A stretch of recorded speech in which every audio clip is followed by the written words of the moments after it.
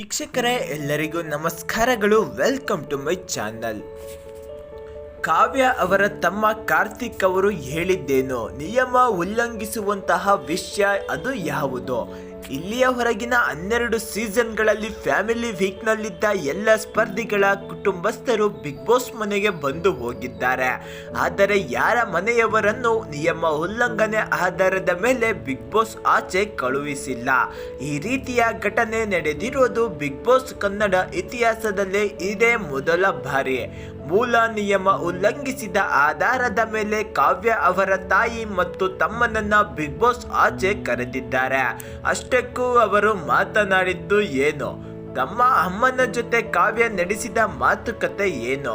ಕಾವ್ಯ, ನೀನೇ ಹ್ಯಾಂಡಲ್ ಮಾಡ್ತಿದ್ದೀಯಾ? ಕಾರ್ತಿಕ್, ಎಲ್ಲ ನಾನೇ ಹ್ಯಾಂಡಲ್ ಮಾಡ್ತಿದ್ದೀನಿ. ಕಾವ್ಯ, ಸೋಷಿಯಲ್ ಮೀಡಿಯಾ ಯಾರಿಗೆ ಕೊಟ್ಟಿಲ್ವಾ? ಕಾರ್ತಿಕ್, ಯಾರಿಗೂ ಕೊಟ್ಟಿಲ್ಲ. ನಾನು 1 ವಾರ ಅಷ್ಟೇ, ಆಮೇಲೆ ಸ್ಟಾಪ್ ಮಾಡಿ ಎಲ್ಲ ನಾನೇ ಮಾಡ್ತಿದ್ದೇನೆ.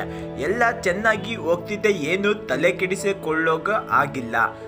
ಕಾವ್ಯ, ಸುದೀಪ್ ಸರ್ ವೀಕೆಂಡ್ನಲ್ಲಿ ಒಂದು ಪ್ರಶ್ನೆ ಕೇಳಿದರು, ಫ್ರೀ ಪ್ರಾಡಕ್ಟ್ ಅಂತಿದ್ರು. ಇವತ್ತು ಕ್ಯಾಪ್ಟನ್ ಏನು ಹೇಳಬೇಕು ಅಂದಾಗ ನಾನು ಹೇಳಿದ್ದು ಸರ್ಗೆ ಕನ್ಫ್ಯೂಸ್ ಆಗಿಲ್ಲ, ಗಿಲ್ಲಿ ಹೇಳಿದ್ದು ಕನ್ಫ್ಯೂಸ್ ಆಗಿಲ್ಲ, ಏನು ಹೇಳಬೇಕಾಗಿಲ್ಲ.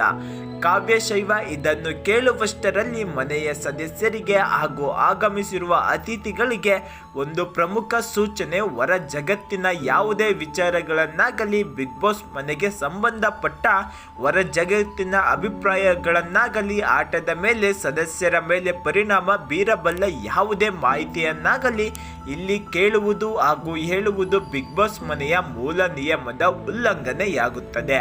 ಇದು ಬಿಗ್ ಬಾಸ್ ನೀಡುತ್ತಿರುವ ಮೊದಲ ಹಾಗೂ ಕಡೆಯ ಎಚ್ಚರಿಕೆ ಎಂದು ಭಾವಿಸಿ ಎಂದು ಬಿಗ್ ಬಾಸ್ ವಾರ್ನಿಂಗ್ ಕೊಟ್ಟರು. ಇಷ್ಟಕ್ಕೂ ಎಚ್ಚೆತ್ತುಕೊಂಡಿದ್ದರೆ ಆಗುತ್ತಿತ್ತು. ಆದರೆ ಕಾವ್ಯ ಮತ್ತು ಕಾರ್ತಿಕ್ ಅದೇ ಟಾಪಿಕ್ ಮುಂದುವರೆಸಿದರು. ಈ ಮಧ್ಯೆ ವಾರ್ನಿಂಗ್ ಬಗ್ಗೆ ಗಿಲ್ಲಿ ಕೇಳಿದಾಗ ಫ್ಯಾಮಿಲಿ ಬಗ್ಗೆ ಮಾತಾಡ್ತಾ ಇರೋದು ನಾವು ಎಂದು ಕಾವ್ಯ ಸುಳ್ಳು ಬೇರೆ ಹೇಳಿದರು. ಕಾರ್ತಿಕ್, ನಾವು ನೋಡುವವರಿಗೆ ನೀವು ಟಾಸ್ಕ್ ಆಡ್ತಿಲ್ಲ ಅಂತ ಕಾಣಿಸುತ್ತೆ, ನಿನ್ನ ಎಫರ್ಟ್ ಕಾಣಿಸ್ತಾ ಇಲ್ಲ. ಸಾವಿತ್ರಿ, ಜಾಸ್ತಿ ಕಾಣಿಸಿಕೊಳ್ಳಬೇಡ ನೀನು ಇನ್ನು. ಕಾವ್ಯ, ಗಿಲ್ಲಿಯಿಂದ ಕಾವ್ಯ ಅಂತ ಹೇಳಿಸಿಕೊಳ್ಳಲು ಇಷ್ಟ ಇಲ್ಲ ಸರ್ ಅಂದಾಗ ಅವರ ಆಟ ಆಡೋಕೆ ಬಿಡಿ ಅಂತ ಸುದೀಪ್ ಸರ್ ಸಹ ಗಿಲ್ಲಿಗೆ ಹೇಳಿದ್ರು. ಮತ್ತೆ ಕರೆದಾಗ ಹೋದರೆ ಇವಳೇ ಅದನ್ನು ಮಾಡ್ತಿರೋದು ಅಂತ ಆಗುತ್ತೆ. ಕಾರ್ತಿಕ್, ಗಿಲ್ಲಿಯಿಂದ ಕಾವ್ಯ ಅಂತ ಯಾರು ಅಂತ ಇರೋದು? ಸಾವಿತ್ರಿ, ನಿನಗೆ ಆಗದೆ ಇರೋರು. ಕಾವ್ಯ, ಇಲ್ಲಿ ಇರೋರು ಗಿಲ್ಲಿ ಬಿಟ್ಟು ನೀವೇನು ಕಾಣಿಸಿಲ್ಲ ಅಂತ ರಜತ್ ಸಹ ಹೇಳಿದ್ದರು. ಕಾರ್ತಿಕ್, ನಿನಗೆ ಏನು ಅನ್ನಿಸುತ್ತಿದೆ? ಕಾವ್ಯ, ನನಗೆ ಹಾಗನ್ನಿಸುತ್ತಿಲ್ಲ. ಕಾರ್ತಿಕ್, ಮತ್ತೆ ತಲೆ ಕೆಡಿಸ್ಕೊತಿದ್ದೀಯಾ? ಆ ವಿಷಯದಲ್ಲಿ ನಿಜವಾಗಿಯೂ ಮೈಂಡ್ ಹಾಳು ಮಾಡಿಕೊಂಡಿದ್ದೀಯಾ? ಈ ತರಹ ಏನೂ ಇಲ್ಲ. ನೋಡೋರಿಗೆ ಗಿಲ್ಲಿನಿಂದ ಫ್ರೆಂಡ್ಶಿಪ್ ನೆಕ್ಸ್ಟ್ ಲೆವೆಲ್ ಇದೆ. ನೀನು ನ್ಯಾಮಿನೇಷನ್ನಲ್ಲಿ ಗಿಲ್ಲಿ ಹೆಸರು ತಗೊಳ್ತೀಯ ಯಾಕೆ?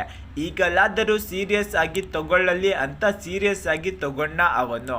ಕಾವ್ಯ, ಒಬ್ಬರನ್ನ ಕೆಳಗಿಟ್ಟು ಮಾತನಾಡೋದು ಇದು ಪರ್ಸ್ನಾಲಿಟಿ ಗೇಮ್ ಆಗಿರೋದ್ರಿಂದ ಉದ್ದೇಶಪೂರ್ವಕವಾಗಿ ಅವನು ಮಾಡಲ್ಲ, ಫ್ಲೋನಲ್ಲಿ ಹೇಳ್ತಾನೆ, ಅದನ್ನು ಕಂಟ್ರೋಲ್ ಮಾಡಲಿ ಅಂತ ನ್ಯಾಮಿನೇಟ್ ಮಾಡಿದರೆ ಸೀರಿಯಸ್ನೆಸ್ ಬರುತ್ತೆ ಅಂತ ಮಾಡಿದ್ದು. ಆದರೆ ಹೊರಗೆ ಹಾಗೆ ಬಿಂಬಿತವಾಗಿಲ್ವಾ?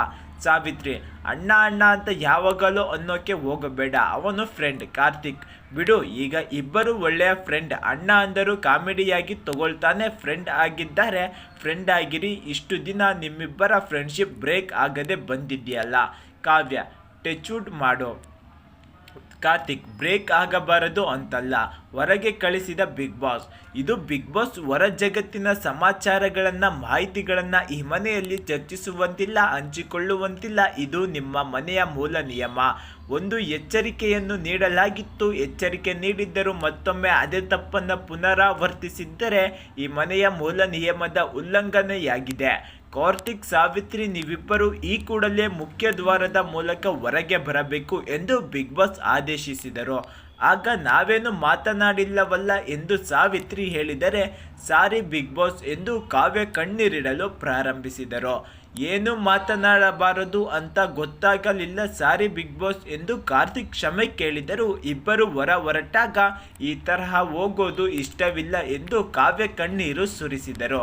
ಕೊನೆಗೆ ಏನು ಮಾತನಾಡಿದ್ದೀವಿ ಅನ್ನೋದು ನಿಜವಾಗಿಯೂ ನೆನಪಾಗ್ತಿಲ್ಲ. ನನ್ನ ಕಡೆಯಿಂದ, ಫ್ಯಾಮಿಲಿ ಕಡೆಯಿಂದ ತಪ್ಪಾಗಿದೆ. ಅವರ ಪರವಾಗಿ ನಾನು ಕ್ಷಮೆ ಕೇಳ್ತಿದ್ದೇನೆ. ನಮ್ಮನ್ನು ಕ್ಷಮೆ ಕೇಳಿದ ಎಂದು ಬಿಗ್ ಬಾಸ್ ಬಳಿ ಕಾವ್ಯ ತಿಳಿಸಿದ್ದಾರೆ. ವೀಕ್ಷಕರೇ, ಇದರ ಬಗ್ಗೆ ನಿಮ್ಮ ಅಭಿಪ್ರಾಯ ಏನೆಂದು ತಪ್ಪದೆ ಕಮೆಂಟ್ ಮೂಲಕ ಕಮೆಂಟ್ ಮಾಡಿ. ಎಲ್ಲರಿಗೂ ಧನ್ಯವಾದಗಳು.